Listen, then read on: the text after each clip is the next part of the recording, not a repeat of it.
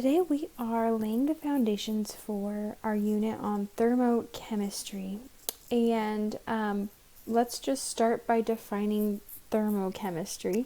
And thermo probably sounds like thermal, which has to do with temperature and heat, specifically heat. So thermochemistry is specifically our study of heat transfer. And there are a few ways that heat can be transferred. There's conduction, convection, and radiation.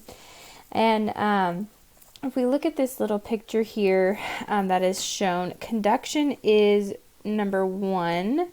It's pointing to this handle, and that's the transfer of heat by direct contact. Then we have convection. That's our number two in the picture, where you can kind of see the rise and fall of the heat, because remember, when things are heated, then the particles spread out, which makes them more, or I guess less dense, and so they rise, and things that are cold become more dense, and so we have this convection cycle through the rise and fall of heat. And the third one is radiation, which is labeled number 3 in our picture here, which is how heat can travel through waves. So, for example, you can feel the heat from the burner without actually touching it, from the waves that are moving through radiation. Now, let's talk about what heat is. We've defined heat previously as kinetic energy, and that's the same definition we're going to stick with here. It is kinetic energy, but it can be measured in a few different ways. And we have seen up to this point already that heat can be measured both with temperature, but it can also be measured in energy. So those are our next two terms that we're going to talk about. These are the ways that we measure heat. So temperature is our measurement of heat in our regular units that we use: degrees Celsius, degrees Fahrenheit, or Kelvin. So there's our measurement of heat in the form of kinetic energy. And remember that the faster the particles move, that will create more temperature. The other one for energy, our other type of measurement of heat, we just have some different units. Measurement of heat.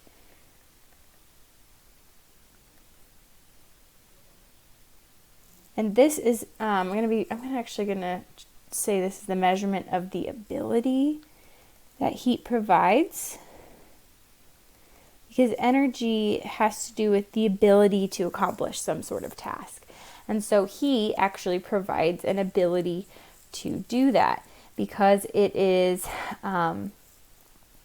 energy, then it's going to be able to be used or converted into something that can be useful, like electricity or something similar to that.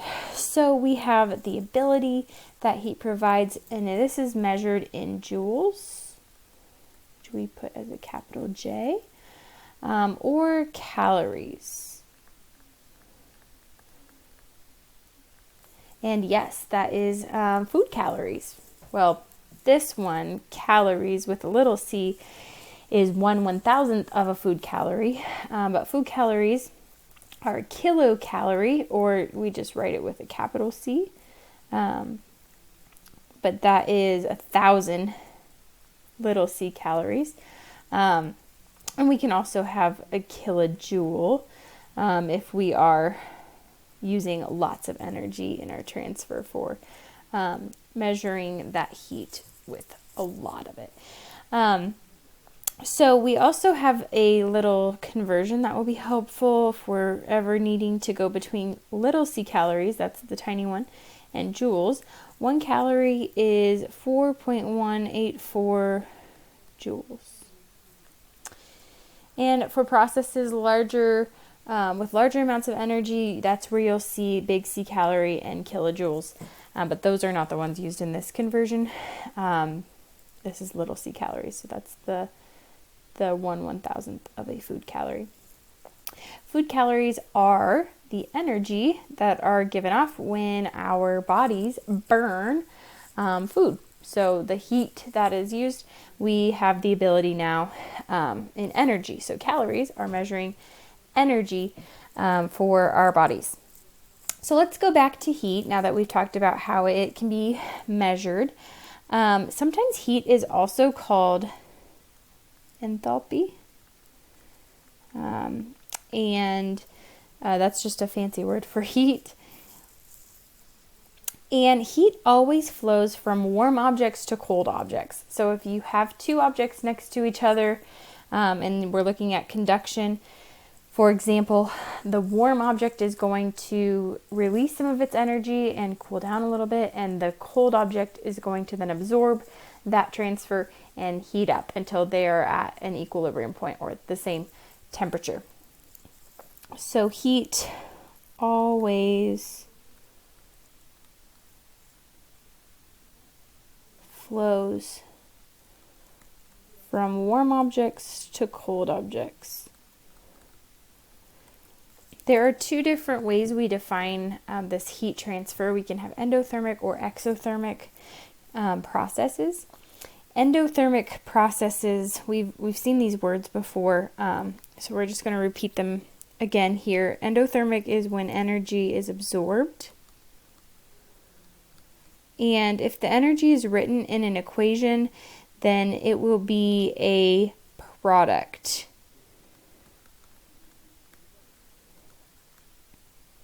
I'm sorry. Reactant. My brain thought beginning and said product, even though the beginning of the reaction is absorbing. So if we take it in at the start, that's our reactant. And whenever we're looking at energy being absorbed, that means it's being added. So our value will be positive. Our enthalpy value will be positive. And sometimes enthalpy is written with like a little delta H. Those are just telling us the energy value. If it's positive, it's endothermic, and then we'll see if it's a negative value, because that means that it's going down or being released, then it is exothermic. So let's do exothermic now. Energy is released. So that would mean going down. And the heat is a product because it's let off at the end. It's released. Okay. The other thing we can think about is how it would feel to the surroundings, and we would be the surroundings in the case of, feeling the energy. So if I were to touch an object that's going through an endothermic process, that endothermic process is absorbing heat. So it would actually be stealing heat from me. And so my body would feel coldness because I'm going to be the one kind of donating that energy. So it feels cold to the surroundings.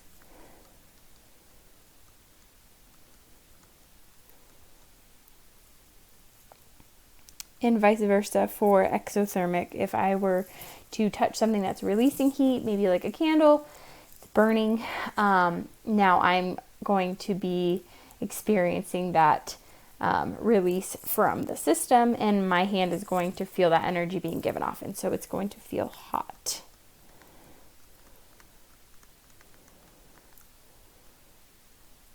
To the surroundings. While we're talking about kind of system and surroundings, let's discuss conservation of energy. And this should sound familiar because we've had conservation of mass, and it's the same concept that energy cannot be created or destroyed, only transferred.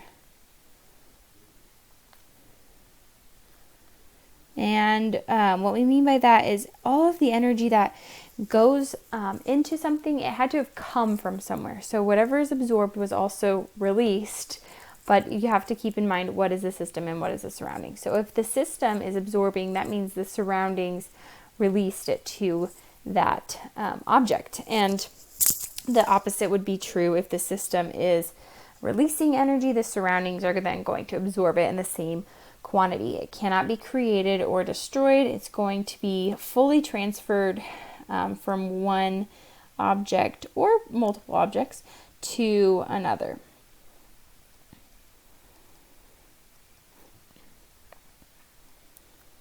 Transferred. So let's define system and surroundings really quickly because we've been using these terms. System is our object or objects of focus for the heat transfer, and then the surroundings are all other objects. Okay, so here are our terms for laying the foundation for thermochemistry.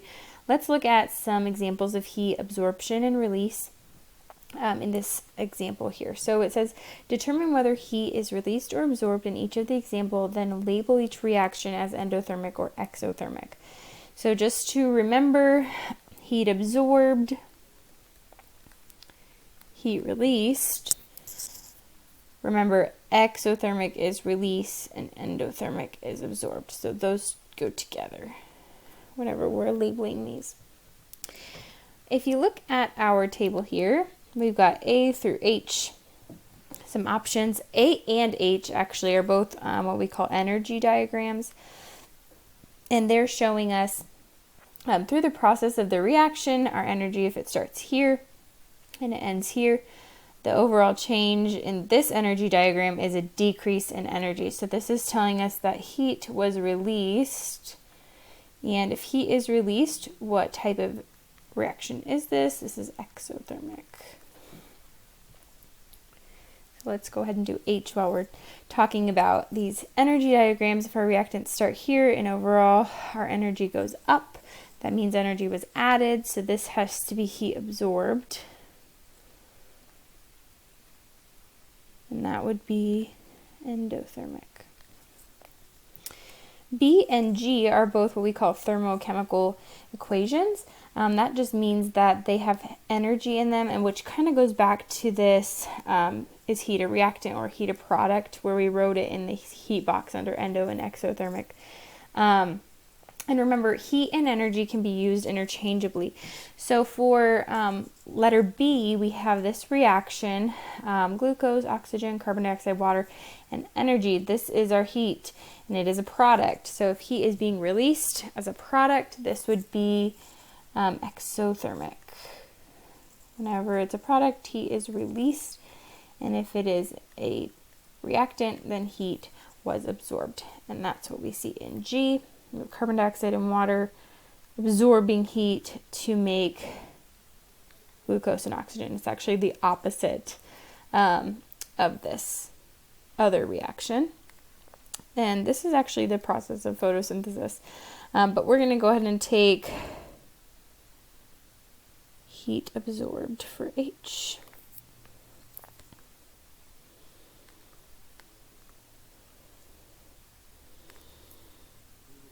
And that would give us endothermic. Now we have just some pictures giving us arrows of where the heat is traveling in respect to this system. So it's giving us an object of focus, and we are going to determine whether it is endothermic or exothermic based on these arrows.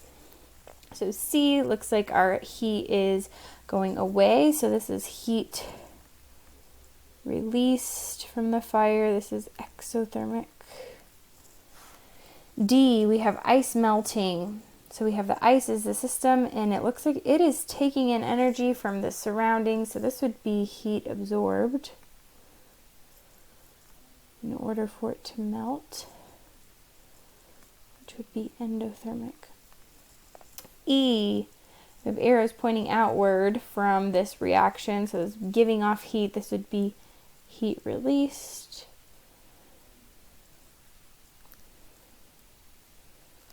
Exothermic.